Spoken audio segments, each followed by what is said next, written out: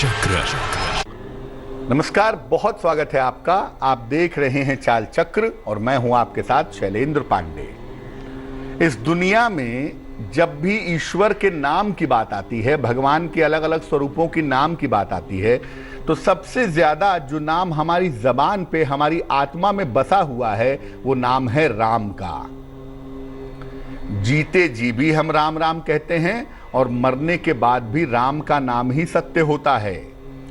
यानी राम और राम का नाम हमारी आत्मा में, हमारे संस्कारों में, हमारी परंपरा में रचा बसा है। और आपको बता दूं कि भगवान राम के जो बहुत सारे नाम हैं, हर नाम अपने आप में एक मंत्र है, एक ताकत है। और जब आप इस नाम का सही तरीके से इस्तेमाल करते हैं तो आप अपनी जीवन की मुश्किलों को दूर कर सकते हैं। जी हां, सिर्फ नाम के प्रयोग से, भगवान राम के नाम के प्रयोग से आप अपनी मुश्किलों को गायब कर सकते हैं। क्या है ये पूरा मामला, चलिए बताते हैं कि चाल चक्र में आज क्या खास है। चाल चक्र में आज बात करेंगे राम नाम की महिमा के बारे में। आपको बताएंगे कि भगवान राम के अलग अलग नामों का जप करने से आपके बिगड़े काम कैसे बनेंगे, और आपको बताएंगे कि भगवान राम की कृपा आपको कैसे मिलेगी अलग अलग मामले में उनका नाम जपने से, और उनका नाम किस तरीके से जपा जाए, किस तरीके से लिया जाए, इस विषय पर भी विस्तार से चर्चा करेंगे। तो बात होगी आज भगवान राम के बहुत सौ की और नामों के महिमा की। लेकिन सबसे पहले हर रोज की तरह आज का पंचांग। आज तिथि है भाद्रपद कृष्ण पक्ष की द्वितीया तिथि। नक्षत्र है धनिष्ठा, इसके उपरांत शतभिषा नक्षत्र। चंद्रमा कुंभ राशि में संचरण कर रहे हैं। राहु काल का समय दोपहर के 12 बजे से 1:30 तक का है, जिसमें कोई भी नया और शुभ कार्य करना उचित नहीं है। उत्तर दिशा की तरफ आज यात्रा करने की मनाही है, लेकिन अगर यात्रा करना जरूरी है, मजबूरी है, तो ऐसी दशा में जरा सी सौंफ खाकर और भगवान का स्मरण करके अगर यात्रा करेंगे तो मुश्किल से बचे रहेंगे। सबसे पहली बात जो कही जाती है, शास्त्र कहता है पहला सुख निरोगी काया। यानी सबसे पहले जो चीज जीवन में ठीक होनी चाहिए वो आपका स्वास्थ्य है। आपका शरीर निरोगी हो, आपका शरीर स्वस्थ हो, सबसे पहली बात यही है। अब अगर आपको स्वास्थ्य की समस्या लगातार रहती हो, सेहत की समस्या लगातार परेशान करती हो, तो किस नाम का जप करेंगे? स्वास्थ्य की अगर समस्या हो तो राम नाम सबसे ज्यादा अचूक होता है। राम राम राम राम, ये जो नाम है ना, ये बड़ा अचूक होता है। इस नाम को सुबह और शाम 108 बार आप जप सकते हैं। सुबह और शाम के समय में पूजा स्थान पे बैठें, भगवान राम के समक्ष एक दीपक जला लें, घी का दीपक हो तो बहुत ही अच्छा है। इसके बाद तुलसी या चंदन की माला से इस नाम को जपें, राम राम राम राम करके, ये भी अच्छा होगा। और इस नाम का पूरा फायदा उठाने का तरीका ये है कि आप इस नाम को चलते फिरते, खाते पीते, उठते बैठते भी पढ़ते रहिए। जैसे जैसे इस मंत्र का अभ्यास होता जाएगा, वैसे वैसे स्वास्थ्य की तमाम समस्याएं दूर होती जाएंगी। कोई आपको नमस्कार करे ना, तो भी आप राम राम ही बोलिए। कोई काम शुरू करने जा रहे हैं, राम राम बोलिए। खाने जा रहे हैं, राम राम बोलिए। चलते फिरते, उठते बैठते, राम राम अगर आप हमेशा बोलते रहेंगे तो आप देखेंगे कि लगभग 1 महीने के अंदर आपकी सेहत से जुड़ी हुई जो समस्या है, वो समस्या दूर हो जाएगी। अब मान लिया कि आपकी शादी तय होने में बाधा आ रही है, आपकी शादी तय नहीं हो पा रही, या आपके वैवाहिक जीवन में दिक्कत है। शादी हो तो गई है, लेकिन शादीशुदा जिंदगी ठीक नहीं है, तो भगवान राम का कौन सा नाम आपको फायदा पहुंचाएगा? ऐसी दशा में भगवान राम का एक नाम है रमापति। राम रमापति कर धन लय हो, खींचहु चाप मिटय संदेह हो। राम रमापति, रमापति भी राम का ही नाम है। तो रमापति इस नाम का अगर जप किया जाए मंत्र की तरह से, तो अगर आपका विवाह नहीं है, नहीं हुआ है, तो विवाह हो जाता है। और लगातार इस नाम का जप करने से अगर आपकी शादी हो चुकी है, तो आपके वैवाहिक जीवन की बाधाएं दूर हो जाती हैं। मंत्र जप के साथ अगर श्री राम और माता सीता का ध्यान किया जाए तो अद्भुत परिणाम प्राप्त होंगे। यानी आप क्या करेंगे या क्या करेंगी, आप पूजा स्थान पे भगवान राम और माता सीता का एक चित्र रखें, उनके सामने घी का दीपक जलाएं, तुलसी या चंदन की माला से रमापति रमापति रमापति रमापति रमापति इस नाम का आप जप करें सुबह शाम 108 बार। और जप करने के पहले भी और बाद में भी हाथ जोड़ करके प्रार्थना करें कि मेरा विवाह जल्दी हो जाए, या अगर विवाह हो चुका है तो मेरा वैवाहिक जीवन बेहतर हो जाए।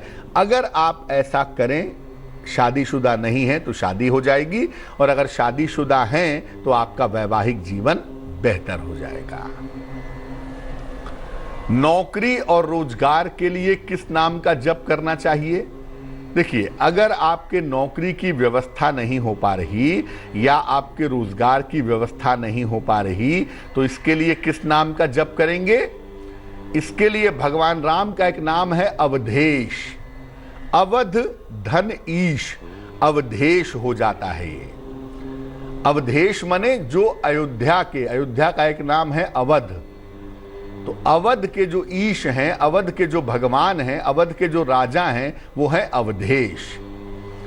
तो नाम जो है अगर आपको जपना है नौकरी के लिए, रोजगार के लिए, तो आप अवधेश नाम का जप करेंगे। नियमित रूप से अवधेश नाम का अगर आप जप करें तो रोजगार और नौकरी की तमाम बाधाएं दूर हो जाएंगी।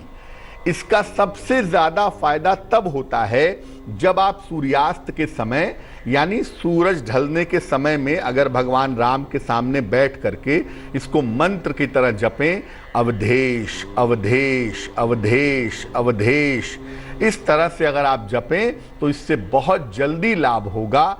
ऐसा कहा जाता है कि इस नाम का प्रयोग करने से नौकरी रोजगार की बाधाएं दूर हो जाती हैं। आप चाहें तो एक पीले कागज पर लाल पेन से अवधेश लिखकर भी अपने पर्स में रख सकते हैं। अब आप विद्यार्थी हैं, आप शिक्षार्थी हैं, आप पढ़ाई कर रहे हैं या पढ़ाई करने वाले हैं, तो शिक्षा के लिए किस नाम का जप करेंगे? एजुकेशन के लिए गुरु गृह गए पढ़न रघुराई, अल्पकाल विद्या सब आई। कहते हैं ना कि भगवान राम जब अपने गुरु के घर में पढ़ने के लिए गए तो उनको बहुत जल्दी सारी विद्या आ गई। गुरु गृह गए पढ़न रघुराई, रघुराई कौन है? राम है। शिक्षा संबंधी मामलों के लिए भगवान राम का एक नाम है रघुनाथ।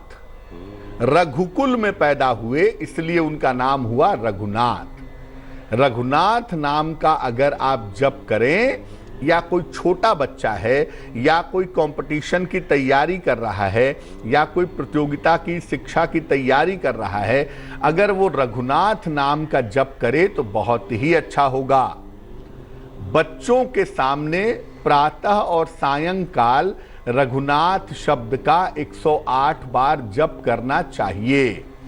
बच्चे जहां बैठ के पढ़ते हो उनके टेबल के सामने एक पीले कागज पे लाल रंग से लिख करके रघुनाथ लगा दीजिए और बच्चों को बगल में बैठाइए, बोलिए उनके सामने, उनको बैठा करके रघुनाथ रघुनाथ रघुनाथ। तो उनके कान में बार बार ये मंत्र जाएगा और जब ये नाम वो बराबर स्मरण करेंगे, बराबर सुनेंगे, तो उनकी एकाग्रता में, उनके कंसंट्रेशन में सुधार होगा। संतान नहीं हो पा रही है, किस नाम का जप करें? संतान के बारे में तो कहते हैं कि संतान हो तो राम के जैसा हो। राम जैसा पुत्र होना, राम जैसी संतान होना एक बड़ी दुर्लभ बात है।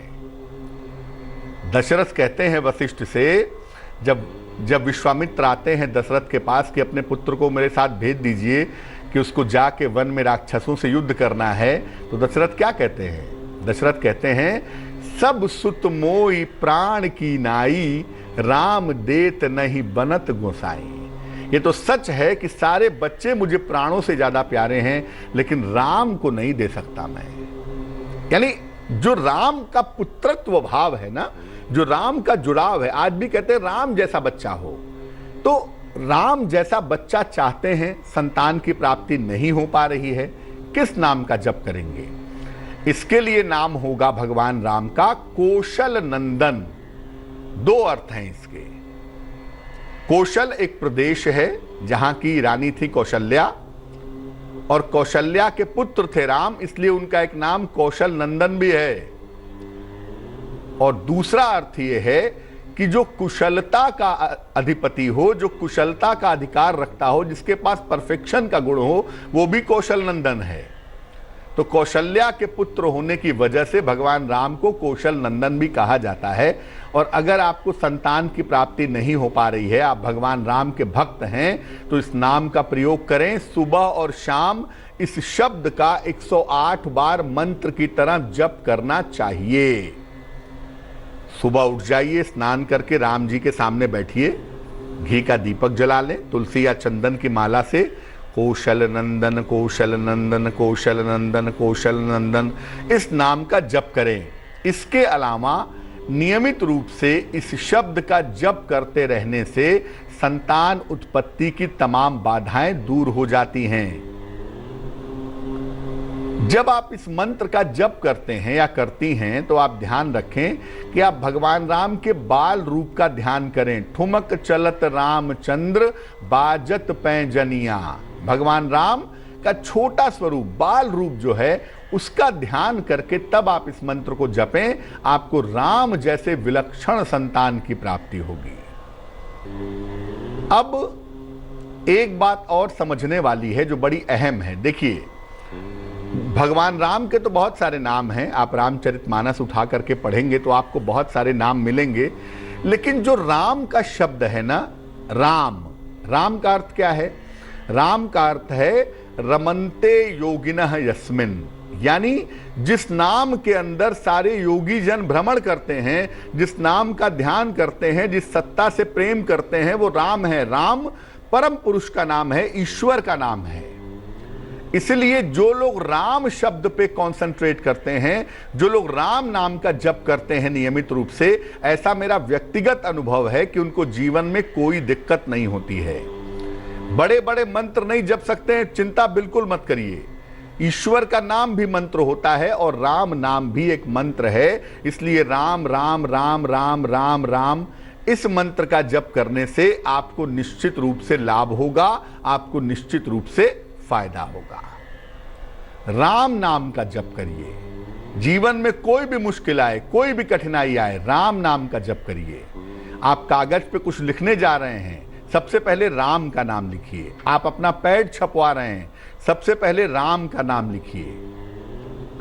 यानी राम का नाम अगर आप लिखेंगे तो आप यकीनन भगवान राम के निकट पहुंचेंगे। और जब आप राम शब्द की तरंगों में आ जाएंगे तो आप देखेंगे कि दुनिया में ज्यादा पूजा वूजा करने की आपको जरूरत नहीं पड़ेगी। लेकिन हाँ, राम नाम एक बार अगर पकड़ लिया है तो उसे छोड़िए मत।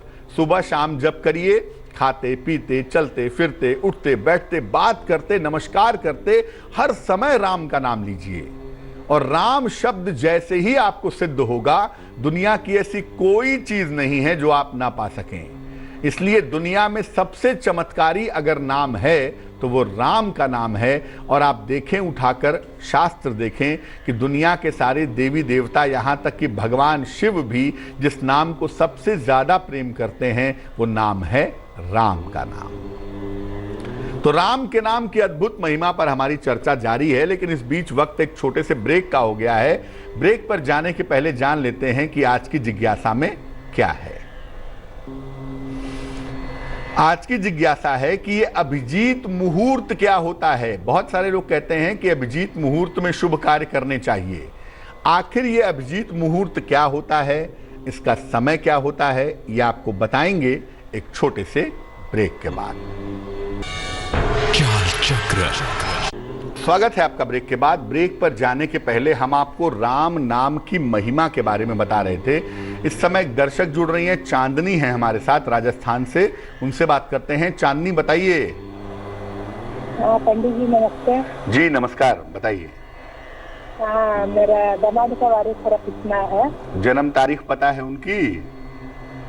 हाँ पता है, 29 नवंबर 29 नवंबर 97। समय बताइए। समय है 11:10। सुबह या शाम? दोपहर सुबह का। कहाँ पे जन्म हुआ है? चेन्नई में हुआ है। पूछिए क्या सवाल है। मैंने 1 साल का था, मैंने आदमी को उसका बाप मर गया है, संपत्ति कुछ मिला नहीं है, माँ मैके आ गई है। तो लड़का का बाप का संपत्ति कोई अभी कनेक्शन ही नहीं है, तो उसका क्या बाप का संपत्ति उसको मिलेगा या नहीं मिलेगा, और लड़का का लाइफ कैसा रहेगा? कुंडली इसकी बनती है मकर लग्न की और राशि बनती है वृश्चिक। जो इनहेरिटेंस का मामला है, जो विरासत का मामला है, उस वाले खाने में केतु बैठा हुआ है, और विरासत का जो प्लेनेट है शनि, वो कुंडली में तीसरे खाने में चला गया है, यानी दूसरे से दूसरे खाने में। ऐसी स्थिति में विरासत में पिता की संपत्ति मिलने में थोड़ी बाधाएं तो देखिए आएंगी। ऐसा नहीं है कि बाधा नहीं आएगी, बाधा ज़रूर आएगी, लेकिन संभावना ये बनती है इनके लिए कि अगले साल 2021 के मार्च के उपरांत जब बृहस्पति थोड़ा फेवरेबल होगा, जब बृहस्पति थोड़ा बेहतर होगा, उस समय में इनको संपत्ति मिलने की संभावना दिखाई देती है। क्या करना चाहिए? देखिए ऐसा है कि इनको बोलिए कि एक ओपल बनवा के पहन लें, 12 से 14 रत्ती का ओपल चांदी की अंगूठी में, दाहिने हाथ की तर्जनी उंगली में। शुक्रवार की शाम को ओपल पहनने से इनको लाभ होगा। दूसरा काम ये करें कि रोज शाम को 108 बार शनि का मंत्र पढ़ें, ओम शं शनैश्चराय नमः, तो वो इनके लिए काफी बेहतर रहेगा। वक्त एक और छोटे से ब्रेक का हो गया है, और ब्रेक के बाद वापस आएंगे तो बात आपके राशियों की करेंगे, जन्मदिन के बारे में बताएंगे और आपकी जिज्ञासा का समाधान करेंगे। स्वागत है आपका ब्रेक के बाद। ब्रेक पर जाने के पहले हम आपके सवाल के जवाब भी दे रहे थे और भगवान राम के अलग अलग नामों की महिमा भी आपको बता रहे थे। अब हम बात करेंगे आपके राशियों की, आपके सवाल के जवाब भी देंगे, लेकिन उसके पहले स्वस्थ रहने के सरल उपाय निरोगी भव में। अगर आप प्याज खाने के शौकीन हैं तो प्याज बहुत देर तक कटा हुआ मत रखिए। जब आपको प्याज खाना है तुरंत काटिए, तुरंत खाइए। बहुत देर पहले कटा हुआ प्याज खाना अच्छा नहीं होता है। ऐसे प्याज को खाने से बीमारियों का संक्रमण हो सकता है। इसलिए प्याज अगर खाते हैं तो ताजा कटा हुआ प्याज ही खाइए। बहुत देर पहले कटा हुआ प्याज खाना बेहतर नहीं होगा। चलिए राशियों पर नजर डालते हैं और जानते हैं कि आज का दिन उनके लिए कैसा रहने की संभावना दिखाई देती है। मेष राशि, आर्थिक रूप से आपकी स्थितियां ठीक हैं, आर्थिक रूप से स्थितियां बेहतर हैं, लेकिन थोड़ी व्यस्तता भी आपके लिए दिखाई दे रही है। साथ ही साथ एक संभावना बन रही है कि किसी अतिथि का आगमन भी आज के दिन आपके घर पे हो सकेगा। शुभ रंग आज के लिए गुलाबी होगा और भाग्य साथ निभाएगा 70%। वृष राशि, काफी व्यस्तता वाला दिन आज का दिख रहा है, और एक व्यस्तता ये भी है कि आज काफी पुराने लोगों से आपकी मुलाकात होगी। अच्छी बात यह है कि आपको उपहार का, धन का लाभ भी मिलता हुआ दिख रहा है। शुभ रंग आपका क्रीम होगा और भाग्य होगा 80%। मिथुन राशि, आपकी दौड़ भाग बढ़ने की संभावनाएं आज के दिन दिख रही हैं, लेकिन इस दौड़ भाग से आपको फायदा होगा। करियर की जो दशा है वो आपके लिए बेहतर हो जाएगी। कहना सिर्फ इतना है कि आज के दिन बेवजह का क्रोध मत करिएगा, वरना बने बनाए मामले आपके बिगड़ जाएंगे। शुभ रंग होगा आपका धानी और भाग्य होगा 75%। कर्क राशि, नौकरी में आपकी जिम्मेदारियां इस समय बढ़ती हुई दिखाई दे रही हैं। इस समय अपने स्वास्थ्य का ध्यान भी बनाए रखना आपके लिए जरूरी है। अगर आप चाहते हैं कि आज का दिन आपके लिए बेहतर हो तो हरे फल का दान करें तो मुश्किलें आपकी कम हो जाएंगी। शुभ रंग आपका सफेद और भाग्य होगा 60%। सिंह राशि, दिन की शुरुआत हो रही है किसी शुभ सूचना के साथ। कोई शुभ सूचना आपको प्राप्त होगी और घर में थोड़ी व्यस्तता भी आज के दिन दिख रही है। धन का खर्च इस समय बढ़ा हुआ है, आपका थोड़ा सा ध्यान इस दिशा में भी बनाए रखें। शुभ रंग आपका नारंगी और भाग्य होगा 70%। कन्या राशि, आपका दिन आराम की मुद्रा में दिख रहा है। दिन आलस्य से भरा हुआ है। परिवार में हालांकि खुशहाली आने की संभावना बनती है और इस समय थोड़ा सा भी प्रयास करेंगे आप तो आपके करियर से जुड़ी हुई जो समस्याएं हैं वो आज के दिन हल हो जाएंगी। शुभ रंग आपका लाल होगा और भाग्य आपका साथ निभाएगा 65%। तुला राशि, धन की प्राप्ति के मजबूत संकेत हैं आज के दिन। पैसा आपको मिलेगा, साथ ही साथ कोई बड़ा पद, कोई बड़ी पोजीशन मिलने की स्थिति भी आज के दिन दिख रही है। और इन सबसे बेहतर बात यह है कि आपके संतान की उन्नति की संभावना भी आज के दिन बनी हुई है। शुभ रंग आपका भूरा है और भाग्य आपका साथ निभा रहा है 75%। वृश्चिक राशि वालों का कोई बड़ा महत्वपूर्ण काम इस समय बिगड़ सकता है। किसी नए काम की आप प्लानिंग कर रहे हैं, वो काम बिगड़ता हुआ दिखाई दे रहा है। अपने स्वास्थ्य का ध्यान रखें इस समय।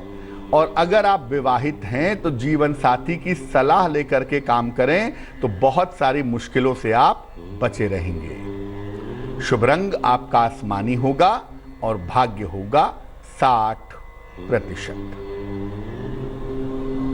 धनु राशि, करियर में कुछ बदलाव होने की उम्मीद इस समय दिखाई दे रही है। कोई छोटा मोटा बदलाव होता हुआ दिख रहा है। साथ ही साथ आपके तमाम रुके हुए काम भी इस समय पूरे होंगे।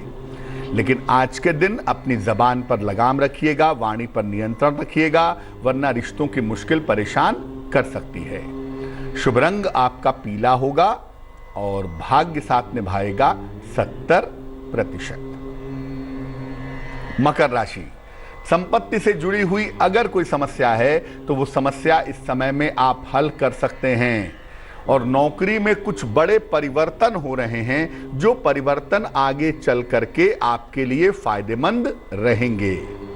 फिलहाल आप अपनी योजनाएं, आप अपनी प्लानिंग्स किसी को न बताएं तो ज्यादा बेहतर होगा। शुभ रंग आपका हरा होगा और भाग्य साथ निभाएगा 80%। कुंभ राशि, करियर में आपको बड़ी सफलता इस समय मिलेगी। धन के लिए अगर आप कोशिश करें तो धन का लाभ भी होगा और मान सम्मान आपका बढ़ता जाएगा। मान सम्मान बढ़ने की संभावना दिख रही है। शुभ रंग जिसका इस्तेमाल करेंगे वो होगा मरून और भाग्य होगा 90%। मीन राशि, आपके रिश्तों में, आपके संबंधों में समस्या आ सकती है। इस समय हानि के योग बन रहे हैं। पैसा आपका फंस सकता है।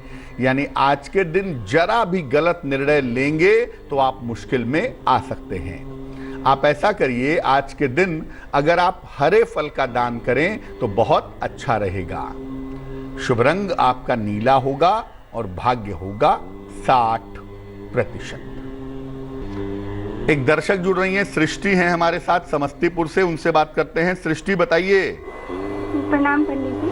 नमस्कार, बताइए। पंडित जी, मेरा डेट ऑफ बर्थ है 29/11/1997।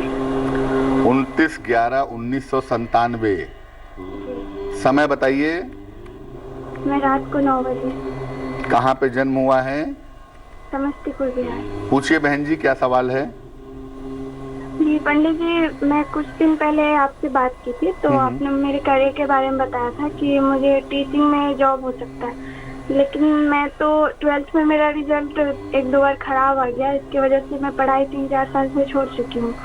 लेकिन मुझे सिंगिंग में बहुत ज़्यादा इंटरेस्ट है और मैं वही करना चाहती हूँ, लेकिन उसमें भी मेरा कुछ ज़्यादा मन लगता नहीं। मतलब जब मैं प्रैक्टिस करती हूँ, क्लास करके आती हूँ, तो प्रैक्टिस में भी मन नहीं लगता है, मेरा मन एकाग्र नहीं रहता है और आलस से बहुत ज़्यादा आता है और संकल्प तो मेरे मन में होता ही नहीं है, मतलब बदलता रहता है कि आज ये करना है, कल वो। और पंडित जी, मेरा एक और प्रॉब्लम है, मेरे भाई के साथ बनती नहीं है, मैं कोशिश भी करती हूँ तो वो मेरे से हमेशा चिढ़ता रहता है। ठीक, तो कुंडली आपकी कर्क लग्न की है और आपकी जो राशि बनती है वो बनती है वृश्चिक राशि। देखो सृष्टि, इस कुंडली में संगीत के क्षेत्र में सफलता पाना बहुत ही मुश्किल है। ये आप जाने रहिए कि संगीत के क्षेत्र में, गायन के क्षेत्र में सफलता पाने की संभावना कम है आपकी, इसलिए मैं उस क्षेत्र की कोई सलाह आपको आगे भी नहीं दूंगा। अगर आप बीएड कर लें या नर्सरी टीचर्स ट्रेनिंग का कोई कोर्स कर लें या आप कोचिंग सेंटर खोल लें, शिक्षा क्षेत्र में जाने के लिए अगर आप करियर बनाना चाहें तो उस क्षेत्र में आपको सफलता मिल सकती है। कला आदि विषयों की पढ़ाई करके भी आप टीचर बन सकती हैं। प्रॉब्लम सिर्फ इतनी है कि जो मेहनत वाली स्थिति है वो कुंडली में नहीं बन रही है। एक मूंगा बनवा के पहन लीजिए, 10-12 रत्ती का मूंगा, तांबे या सोने की अंगूठी में, दाहिने हाथ की अनामिका उंगली में, रिंग फिंगर में। मंगलवार को सवेरे मूंगा पहनने से आपको लाभ होगा। एक दर्शक जुड़ रहे हैं, गौरव हैं हमारे साथ नागपुर से, उनसे बात करते हैं। गौरव बताइए।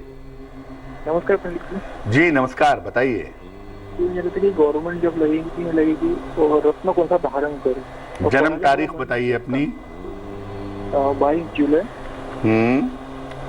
1997। 1997। समय बताइए। 3:31 AM। 3:31। हाँ 31। कहाँ पे जन्म हुआ है? नागपुर, महाराष्ट्र। तो आप ये जानना चाहते हैं कि आपको गवर्नमेंट जॉब मिलेगी या नहीं मिलेगी, और दूसरा ये जानना चाहते हैं कि आपको कौन सा रत्न पहनना चाहिए। हाँ, थोड़ा पढ़ाई में थोड़ा मन भी नहीं लगता। देखो, आपकी जो कुंडली बनती है हमारे पास, ये मिथुन लग्न की कुंडली है आपकी, राशि आपकी मकर बनती है। सरकारी नौकरी की संभावनाएं इस कुंडली में जरूर बनती हैं। एसएससी के क्षेत्र में, बैंकिंग के क्षेत्र में या फाइनेंस के क्षेत्र में आपको गवर्नमेंट जॉब मिलनी चाहिए, लेकिन वो आपको मिल पाएगी 2022-23 के आसपास। चंद्रमा कमजोर है तो एकाग्रता थोड़ी कमजोर है, पेट का भी, डाइजेशन का भी आपको ध्यान बनाए रखना चाहिए। आप ऐसा करिए, एक पन्ना बनवा के पहन लीजिए, 6 से 8 रत्ती का पन्ना, चांदी की अंगूठी में, दाहिने हाथ की सबसे छोटी उंगली में। बुधवार की शाम को आप पन्ना पहनिए और रोज सवेरे सूर्य को जल चढ़ाइए, तो इससे आपको काफी लाभ होगा। चलिए अब बात कर लेते हैं उनकी जिनका है आज जन्मदिन। जिन लोगों का जन्मदिन है उन्हें हम सब की तरफ से जन्मदिन की हार्दिक शुभकामनाएं। आने वाले साल की शुरुआत में धन की थोड़ी सी मुश्किल आपके लिए दिखाई दे रही है और सेहत में थोड़ा बहुत उतार चढ़ाव भी दिख रहा है, लेकिन राहत की बात यह है कि करियर आपका स्टेबल रहेगा। करियर कुल मिला जुला के आपका ठीक चलता रहेगा। मार्च के महीने से आपकी स्थितियों में सुधार की संभावनाएं बनती हैं। क्या करना चाहिए? पूरे साल भर शनिवार को खाने पीने की चीज का अगर आप दान करें तो आपके लिए बहुत अच्छा रहेगा। चलिए अब जान लेते हैं आज की जिज्ञासा क्या है। आज की जिज्ञासा है कि अभिजीत मुहूर्त क्या होता है। अभिजीत मुहूर्त किस चीज को कहते हैं, किस समय को कहते हैं? देखिए, हर दिन दोपहर में 11:30 बजे से 12:30 बजे के बीच का जो समय होता है, इस समय को कहते हैं अभिजीत मुहूर्त। ऐसा माना जाता है कि इस समय अगर आप कोई काम की शुरुआत करते हैं तो वो काम निश्चित रूप से सफल होता है। लेकिन साथ ही साथ मैं आपको ये भी बता दूं कि बुधवार को कोई अभिजीत मुहूर्त नहीं होता, तो बुधवार के अलावा बाकी दिन दोपहर 11:30 से 12:30 बजे के बीच में आप अपने काम की शुरुआत कर सकते हैं। चलिए अब जान लेते हैं शुभ पहर का महत्वपूर्ण समय क्या है। शुभ पहर का समय है शाम को 7:30 से रात के 9 बजे तक। इस समय में भगवान गणेश को लड्डू नहीं है तो गुड़ का भोग लगाइए। आपके काम में जो बाधाएं चली आ रही हैं वो बाधाएं समाप्त होंगी, लेकिन करेंगे शुभ पहर में ही, और वो समय होगा शाम को 7:30 से रात के 9 बजे के बीच में। तो आज के लिए चाल चक्र में बस इतना ही। स्वस्थ रहिए, प्रसन्न रहिए, अपना बहुत ख्याल रखिए। मुझे दीजिए इजाजत और आगे जरूर देखिए रिश्तों की कहानी संजय सिन्हा के साथ। नमस्कार। लेटेस्ट खबरों के लिए यूं ही देखते रहिए तेज, और इस वीडियो के पसंद आने पर लाइक, शेयर एंड सब्सक्राइब करना ना भूलें।